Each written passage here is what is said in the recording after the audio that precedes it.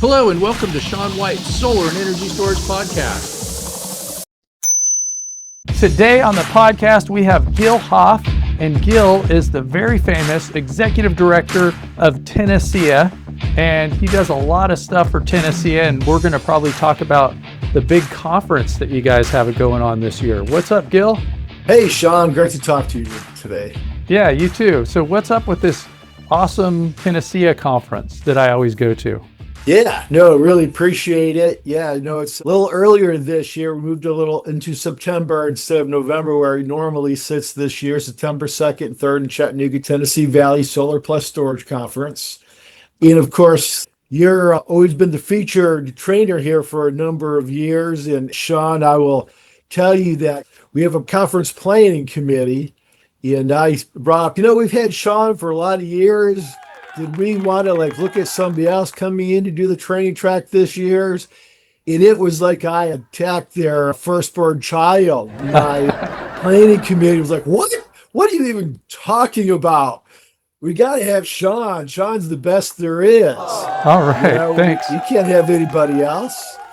And so we're very excited to have you do the one-day training on Thursday during the second day. And you've been a fabulous head, and everybody that's attended your training in past years always very much appreciates it.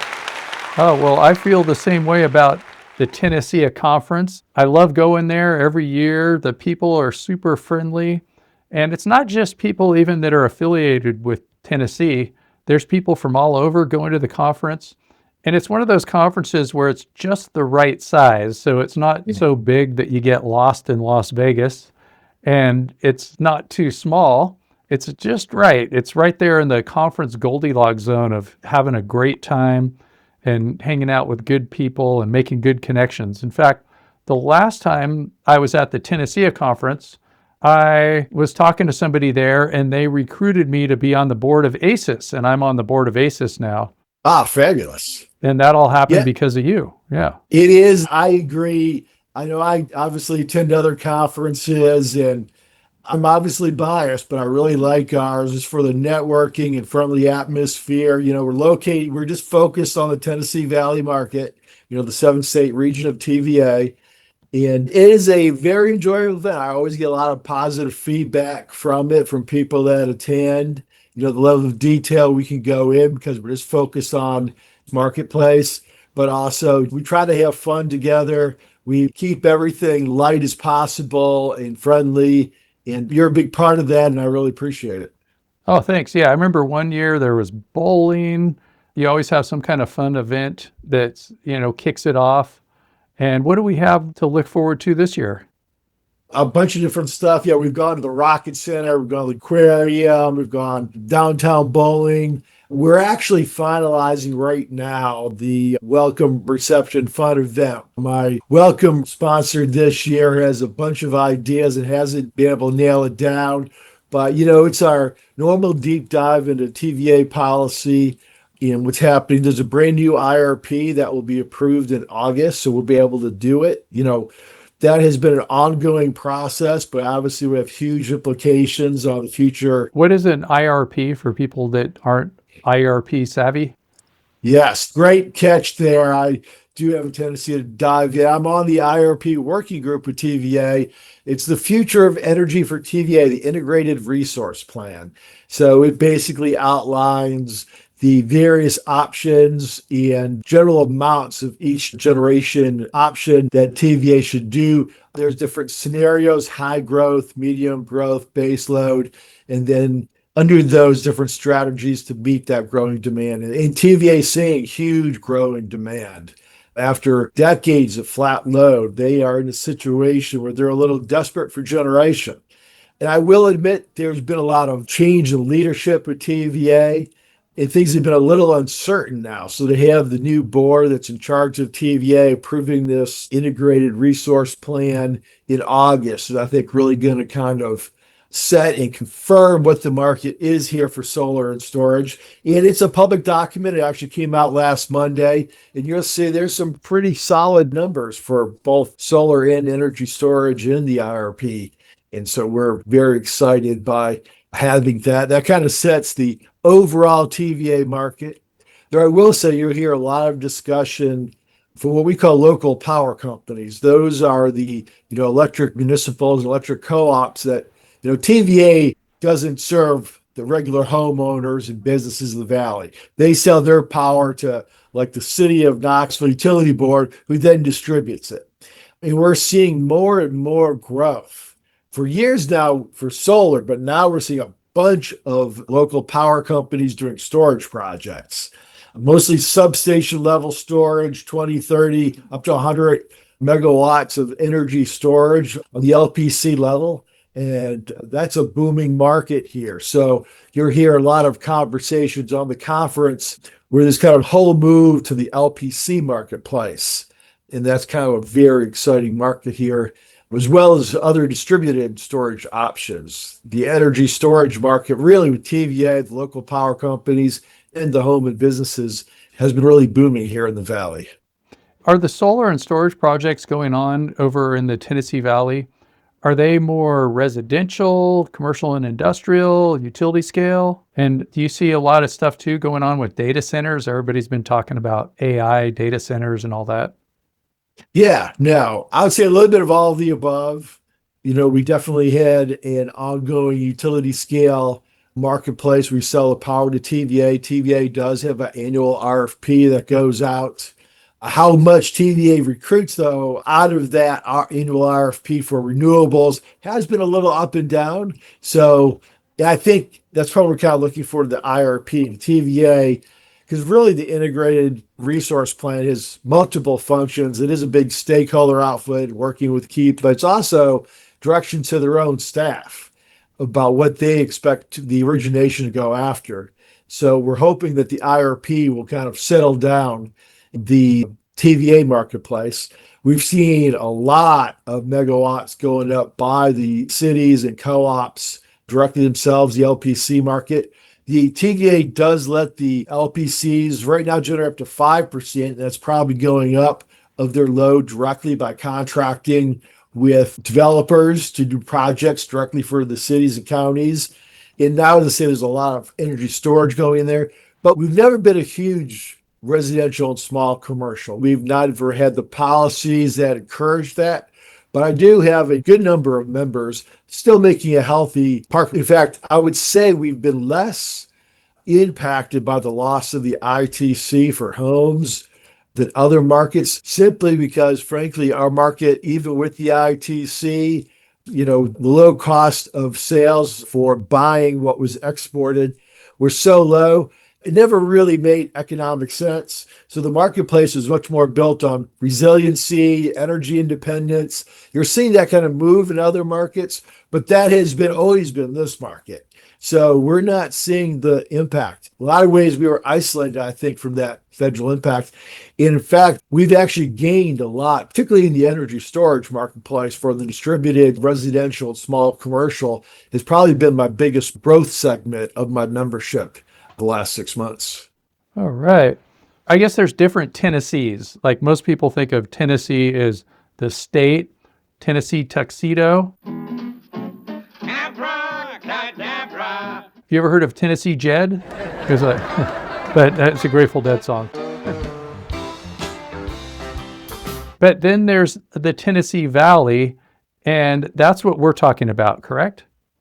Yeah, that's right. It is a little bit confusing. Most markets are set and overseen like by a public service commission that is the state. How it's elected can change, but the market is set by a state. Because TVA is federal, the states actually don't have any authority over energy matters for the Tennessee Valley. And so that is all but one county of Tennessee, the northern slice of Georgia, all of northern Alabama, about a third of Mississippi, about 25% of Kentucky. It is a strange segment of 7 states total. Very small parts of North Carolina and Virginia also included in that. But yes, TVA sets the market, and that's what TenneSEIA focuses on, is the Tennessee Valley region, the solar and storage marketplace set by the Tennessee Valley Authority. So it sounds to me like if you just look at a map that Tennessee is trying to take over the whole country. Is that true? Or how soon until you get to California? It's set by federal law. It was part of the big New Deal. Actually, back in when was that? I should probably know that bit of history, but it is a set area that has been set by federal law for most of the last century. And it's not growing, it's not taking over anywhere. It is a set marketplace, but it is a market that is set by, it's a strange, TVA is a self-regulating utility. That is, they have the board is set by the federal government, by the White House appointed board of directors. They act as both the regulators, but are overseeing the utility itself and in charge of hiring the CEO. So it is a very strange kind of different market, but it is bigger than any one state is. So you see the federal government, like especially the president who's in charge of this, I guess, right? That it changes dramatically. I mean, you go from Obama to Trump to Biden to Trump, and you couldn't swing more. So are you seeing it swing like crazy over there too? Like you're just a whole new office of people that are totally disagree with whoever was doing it previously? Traditionally, that's never been a problem. Like during Obama didn't do anything TVA related. I mean, he appointed the board members, but they have a set mandate set by federal law that they are in charge of the kind of the welfare, economic. It's a broader mission that's being utility. It's economic development. It's managing the water system as well as energy. And we're mandated by low cost, so they can't necessarily make any decision they want to. I would say this White House has been a little more active with TVA than previous ones. It has been some changes, but really, I think the TVA leadership overall has been very consistent about, their job and mandate is to do what's best for the people of Tennessee Valley. That is the mandate set by law, and they take those responsibilities very seriously. So there has been, I think, a little bit of pause in some of the marketplace as people evaluated that potential impact. That's also one of the reasons I think it'd be really helpful for this Trump-appointed TVA board to confirm this integrated resource plan for TVA, because it does then signal to the staff what they want. And one of the things that's in there, frankly, is what we're seeing. And that is there is a movement from the big utility projects that are originated and overseen by TVA to the local power companies. That change has been happening somewhat organically already, and that's actually one of the main strategies in the new TVA IRP is to actually empower that. TVA has some real limits. They have a debt limit. They can't actually bring on the amount of generation they need right now themselves, so they need to partner with private companies and their local power companies to meet some of the challenges they have. So by letting loose the marketplace a little bit and for their own customers to generate their own power, which is the big signal I think you're going to see in the IRP, it actually might come out better than the kind of slow government process. It's always been a little frustrating. TVA, even when they're trying to add as much solar and storage, has been very slow just because they're large federal bureaucracy, Sure. So by opening up more partnerships like the Generation Flexibility Program, I think is really the easy button for TVA.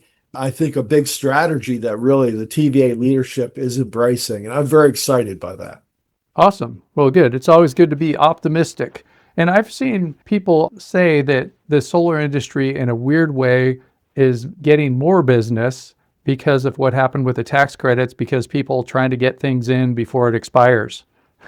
But also, is there manufacturing going on in your neck of the woods? We have huge manufacturing down here, and it's been a real blessing. Within the TVA footprint, NextPower just expanded their manufacturing. Memphis, they opened up their new operations center in Nashville. Shoals Technology Group just opened their new mega facility. I was at the room and kind of just, oh my God, facility is so huge and so beautiful. It is just incredible. We've got First Solar, we've got Q Cells. You got Wacker with the polysilica. I mean, people always say, how many jobs are all in the supply chain? And I have to admit, I've always wanted to get good graduate intern to run those numbers. I can tell you I am sure there's more jobs in solar and storage in the Tennessee Valley than any other generation source. Probably tens of the thousands in all these manufacturing and Wow. related professional services, as well as the more traditional, developers and installers and EPCs that we have. The impact of solar and storage in the state is really remarkable, and we are blessed by our members that are Omco Solar. I didn't mention them, so they are a fabulous member as well. Doing steel structures. We are blessed with all the manufacturing that we have in the Tennessee Valley.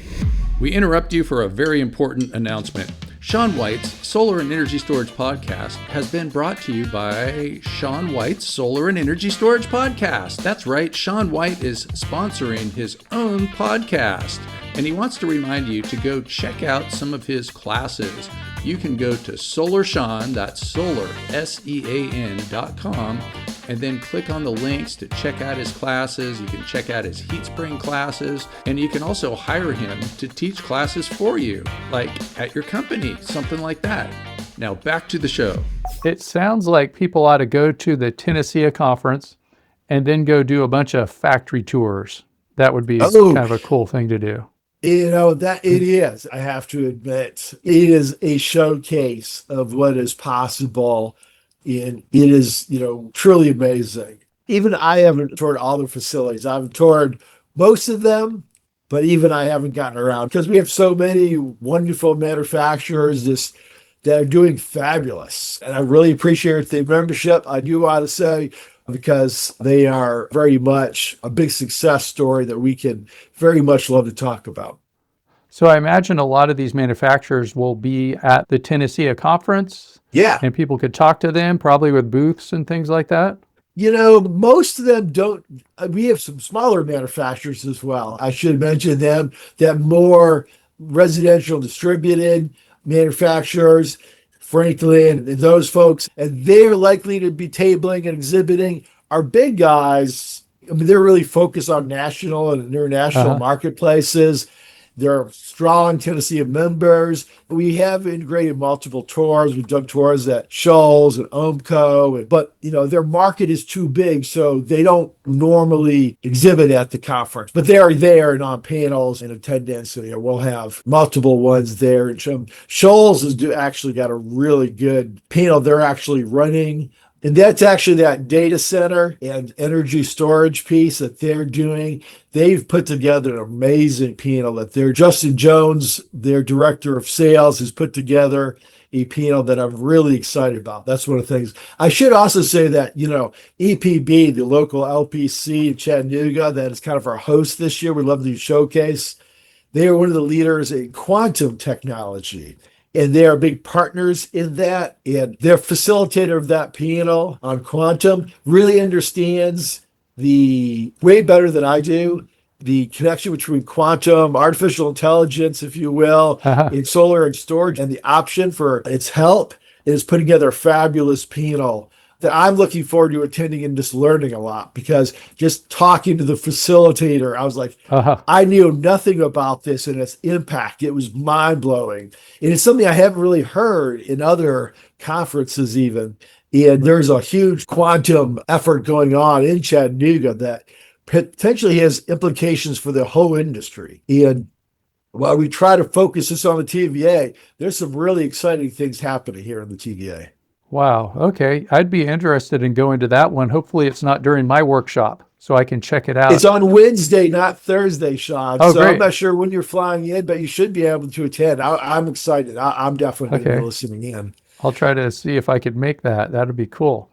Yeah. So quantum with AI and data centers all at once, that's pretty cool. And what happened in your area too with data centers? I know that it's one of those not in my backyard things, where there's people that don't want data centers in their backyard. And then the ironic thing is they're advertising against data centers on something like Facebook. And where do they host all their stuff? Server farms, which are pretty much data centers, right? So, Yeah. so and I've seen some people like make these advertisements against data centers and AI, and they obviously used AI to make their images against AI, or Yeah. And I will say Google is a member of TenneSEIA and does a fabulous job of making sure that they do their development in the right way. They have several facilities and they've been really creative about minimizing the negative impact and improving the economic development. So I always got to praise my members when I see them doing the right things. The data center, I mean, I'm on the IRP working group that has looked at all the challenges of meeting the future. I do think the negatives of data centers is sometimes overblown. It is a key part, and we're seeing huge growth in data centers impacting the valley. But that is just a part of the piece. Even if communities said no to every data center, which would have huge implications on our competitiveness, frankly. yeah, The US leading in artificial intelligence and data centers if we give that up to China or our competitors, has very negative impacts. And golf courses, like you hear a lot about water, but golf courses use more water than most data centers. But you don't hear the huge pushback on golf courses. There's a lot of comparisons that when you break it down, it's kind of like the negative impact that solar has on farmland and how much land it takes. Do they take land? Absolutely. But big picture is usually residential and commercial sprawl that is actually impacting the loss of most farmland. It's kind of the same. I'm seeing kind of these days the negative, like minimizing and doing it right, just like you should minimize and do it right with solar farms. You should have dual use, whether it's grazing or different crops. And there's a lot of creative going on today to have dual uses for solar projects. I think it's kind of like the same way with data centers. There is huge data center growth in the market, but I do think it can be done the right way. Sometimes people think we can't do best practices, we can't push good policy. It is also an opportunity as well as a potential negative impact, just like solar and storage is. It takes proper implementation. And that's the kind of conversations we like to have at our conference here at TenneSEIA is let's not just say this is happening. How can we do it better? How can we drive for the best win-wins in the marketplace? Yeah, I think if somebody's against data centers, they should not be allowed to use AI or maybe even computer servers. They should just go back to writing with pencil and paper and reading paper books. There's nothing wrong with that. And that would be how they could personally make sure that people aren't using as much data centers because they won't be the data center. And the same with using new electricity generation, which is mostly renewables. So they have to use less electricity if they're against having solar projects out in a field somewhere. If humans were logical, that'd be exactly what we'd do. Yeah, humans are so illogical. Yeah, I agree with you. That is, I just push. There are some win-wins that we can have here, real opportunities, both for solar and storage and for our overall economic development and competitiveness. But we got to do it right. Yeah, and then also if we're not going to be building data centers, we should get a head start and start taking Chinese language lessons, right?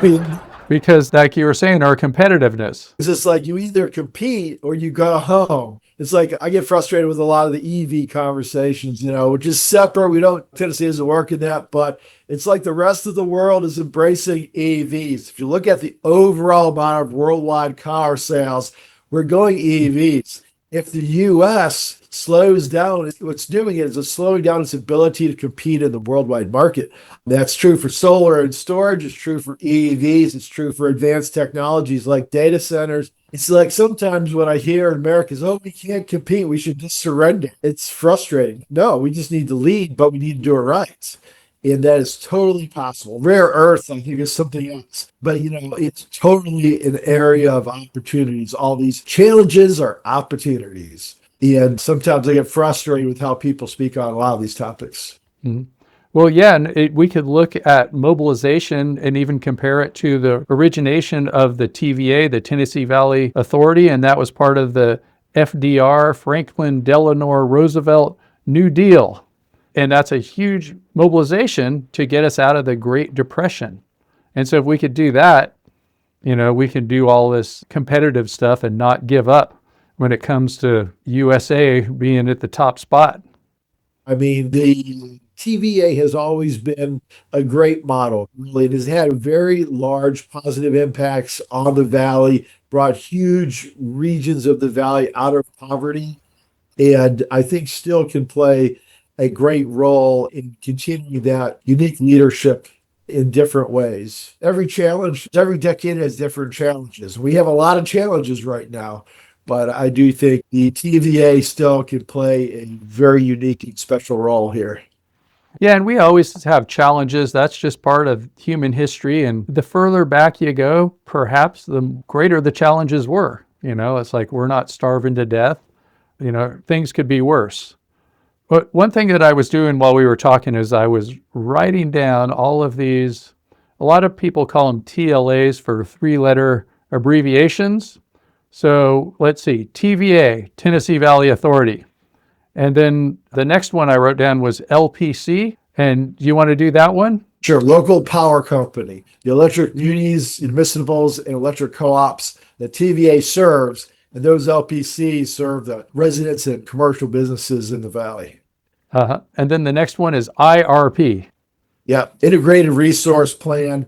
The overall plan of how TVA is going to generate its future power needs over the next 10, 20 years. Basically, the markers of 2040 and 2050 and outlines the various future scenarios they see and the strategies to meet those loads. And then the next one, probably most people know this one, RFP. Right, request for proposals. And TVA has an annual RFP for non-TVA generated resources, including solar and energy storage. And it's beginning of the year. They have a new process where to get then studied through the resource solicitation cluster, you got to be invited in. It's a much tighter, faster situation. And we, of course, have a panel on that. In fact, this is the second year we've had a panel on our annual RFP RSC process. And it's lessons learned. We'll have the TVA staff in charge of that process speaking, as well as some developers working within that. And TVA has always been pretty good. They're a great partner of ours. And, we have pretty much all the program staff running all these programs speaking there. And they will share about their, as they improve their processes every year, the lessons they've learned. And TVA actually wanted to do this panel, asked us to do this panel. They said, next year we'll probably have a RFP, RSC Lessons Learned Part 3. This is Part 2, as they continue to learn lessons and improve their own processes. And they are eager to hear from industry about ideas on how to improve that processes. This podcast was brought to you by AIR. Take a breath and experience AIR yourself. Don't forget to breathe. Okay, and there was one last one that I wrote down, EPB. Electric Power Board of Chattanooga. So we're in Chattanooga this year, September 2nd and 3rd. We moved the conference around. Last year we were in Nashville. The year before that we were in Huntsville, Alabama. And when we do that, we always try to tell the story of the local LPCs in that region. So this year, our keynote speaker Wednesday morning is the CEO of EPB, Janet Rehberg. She'll talk a little about quantum as well, because the EPB is playing a key role there. And they're also real leaders in the solar and storage market on the LPC level. So really excited to hear her talk about that. And so EPB is our host, not our formal host, but they're in a bunch of our panels as we tell that local stories when we move around the valley. And Chattanooga is doing some really interesting things, but not just with quantum, but both with energy storage and with solar projects. Wow. Yeah, quantum is hard to understand. It's like what you have like something spinning one way and something spinning the other way. That's the non-quantum. And then now we can be somewhere where we don't know, or it's hard to understand. 10 minutes after I talked to my facilitator, Brian Berenger with CoLab, which is really exciting. Our facilitator totally understands under the solar and storage market as well. but he'll talk to me about quantum and its role. And for 10, 20 minutes, I understand what he's talking about. Uh-huh. But then, like an hour later, I'm trying to speak about what he was explaining to me. And it's like, all right, this is over my head. I can bring in these guys that are smarter than me, have the PhDs, and kind of go over how this is really going to change everything. And he's an amazing gentleman. And we're just lucky to have him facilitating this conversation at the conference. And I really, as well as EPB's own leadership, is part of that. There's multiple players in this whole quantum space, but utilities are also a big part of that. Great, great. I know Google's doing something with quantum, and they're a member of TenneSEIA. Are they involved with the quantum panel? Great question. I have them on 2 other panels already. Yes, I'm sure that they would be a great addition. If this goes as exciting as I think it is, we'll probably have one next year, and would love, maybe I'll invite you to be part of that conversation next year. Great, great. Well, thanks so much, Gil. Is there anything else you want to talk about or tell people where to go to sign up for the TenneSEIA conference? Just go to the TenneSEIA website, TennesseeSolar.com. See one of the main things, conference tabs. You can also go to TennesseeSolar.com/conference, and you'll see. Oh, I should say, well, I don't know when this is playing. We have an early bird special, but it might be over by the time your listeners hear this. So it's going to be a tease. It ends on July 4th. So obviously you might miss this, but registration is open. We have sponsorships still open for a few more weeks. And, we have all the speakers shown there, the agenda, and just go to TennesseeSolar.com conference, and you can see all the details. I'm very open for conversations. Don't hesitate to reach me. I'm Executive Director at TennesseeSolar.com. That's on the website. Just Google the website, and that's all there. And Sean, excited to have you again as our featured trainer, all-day training on day 2. I will say, if you just want to come to the training, we do have a number of people that just come for the training. They're not business development, they're more technical staff. You can just buy the day 2 ticket. It is lower cost than the full conference ticket. So if you're just coming for Sean's training, just buy the day 2 lower cost ticket that includes the full day training. And really appreciate, Sean, you helping spread the word. And you said people love your training, and I really appreciate you coming again this year. Well, you know why it probably works so well is because I looked on one of those ancestry websites, 23andMe, and I have Tennessee in my blood. There you go. So they can tell that I have ancestors from there. So Welcome that's back why it then. works. Yeah, okay. Always great to talk to you. We're going to also put a link in the show notes to our last conversation. And I believe that we talked a little bit more about the TVA and stuff like that. And there was a song that had TVA in it, and I put that at the end of it. So that was kind of fun to listen to if anybody wants to check that out. And I will see everyone at the TenneSEIA conference. Get your tickets now, and your plane tickets, and I'll see you there. And that's September 2nd and 3rd, and that's going to be in Chattanooga, Tennessee. Make sure to come to the conference and take my class. You can get yourself some NABCEP continuing education credits. Thanks, Gil Hough, Executive Director of TenneSEIA. Woo!